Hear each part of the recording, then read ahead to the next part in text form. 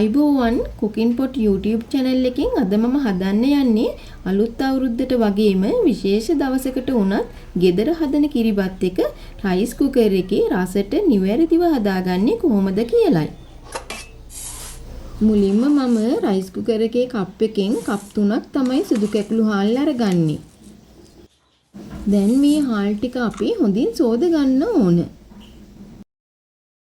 දැන් මේ හොඳින් සෝදාගත්ත හාල් වලට ඇඟිල්ලේ මේ පුරුක ගන්නට තමයි මම වතුර තියාගන්නේ. අපි සාමාන්‍යයෙන් බත් එක උයන ප්‍රමාණයට වඩා වැඩිපුර වතුර ටිකක් එකතු කරගන්න ඕන. දැන් මම රම්පේ කෑලි දෙකක් සහ ලුණු තේ හැඳි එකක් ඒකටම එකතු කරගන්නවා. දැන් පියනෙන් වහලා ස්විච් එක ඔන් කරගන්නවා. ඔයාලා හාල් වැඩිපුර ගත්තොත් ඒ ප්‍රමාණයට බලලා වතුර එකතු කරගන්න ඕන. කිරිබත් එකට අවශ්‍ය සාමාන්‍ය පොල් ගෙඩි එකක උකු පොල් කිරි මිලිලීටර් 500ක් තමයි මම මෙතන අරගෙන තියෙන්නේ. මේ දැන් බත් එක හොඳට ඉදිලා තියෙන්නේ. මේ විදියට හොඳින් කවලම් කරගෙන කිරි එක එකතු කරගන්න ඕන. හොඳින් උතුරුවාගත් වතුරෙන් තමයි මම කිරි එක හදාගෙන තියෙන්නේ. මේ විදියට පොල් කිරි එකට තව ලුණු තේ හැන්දක් එකතු කරලා හොඳින් කවලම් කරගෙන බත් එකට එකතු කරගන්න ඕන. කිරි ටික ටික එකතු කරගන්න ගමන් අපි හොඳින් කවලම් කරගන්න ඕන. දැන් මේ විදියට කිරි ඔක්කොම එකතු කරලා බත් එකට මිශ්‍ර වෙනකන් හොඳින් කවලම් කරගන්න ඕන.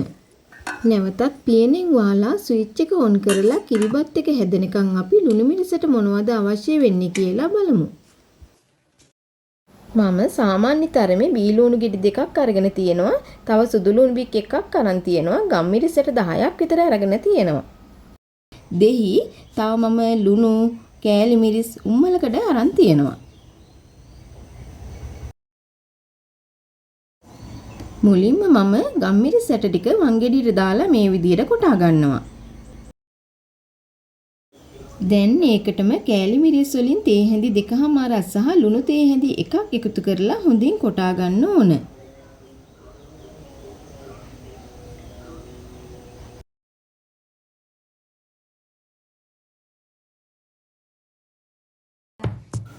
ඒකටම උම්මලකට ටිකක් එකතු කරලා කොටා ගන්නවා.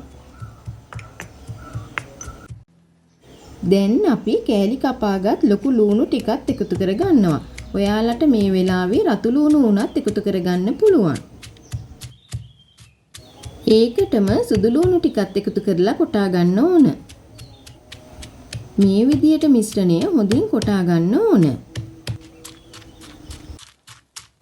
කොටාගත් ලුණු මිරිස් මිශ්‍රණය අපි වෙනම භාජනයකට අයින් කරගන්නවා. මේ වෙලාවේ අපි ඒකට දෙහි ටිකක් එකතු කරගෙන කවලම් කරගන්න ඕන. දෙහි වැඩිපුර එකතු කරගන්න එපා. මේ බලන්න අපේ කිරිබත් එක දැන් හොඳින් ඉදලා ඉවරයි. මේ වෙලාවේ හොඳ සුවඳක් එනවා. අපි දැන් කිරිබත් එක කැට කපා ගන්න කෙසෙල් කොලයක් උඩට හරි කැට කපා ගන්න පුළුවන් භාජනයකට හරි මේ විදියට දාගන්න ඕන. මේ විදියට අතින් තද කරන ගමන් කිරිබත් එක කැට කපා ගන්න පුළුවන් වෙන්න හදා ගන්න ඕන. කෙසෙල් කොලයකිමුත් මම මේ විදියට හොඳින් තද කර ගන්නවා. දැන් මේක කැට කපා ගන්න කලින් ටික වේලාවක් නිවෙන්න තියාගන්න ඕන. ඔයාලා හාල් කප් 5කින් කිරිබත් එක හදනවා නම් කිරි මිලිලීටර් 800ක් ගන්න. කිලෝ එකකට නම් කිරි ලීටර් එකක් එකතු කරගෙන මේ විදිහට හදාගන්න. ඔයාලා මගේ මේ වීඩියෝ වලට කැමති නම් මගේ channel එක subscribe කරලා දිගටම මගෙත් එක්ක එකතු වෙන්න කියලා මම ආදරයෙන් මතක් කරනවා. ඒ වගේම මේ වීඩියෝ ඔයාලගේ යාළුවෝ අතරේ share කරන්නත් අමතක කරන්න එපා. දැන් මේ කෑලි කැඩෙන්නේ නැති වෙන්න ලස්සනට කිරිබත් එක හැදිලා තියෙන්නේ. ඔයාලත් මේ විදියට හදලා බලලා මට කමෙන්ට් එකක් දාන්නත් අමතක කරන්න එපා. සුබ දවසක් ඔයාලා හැමෝටම.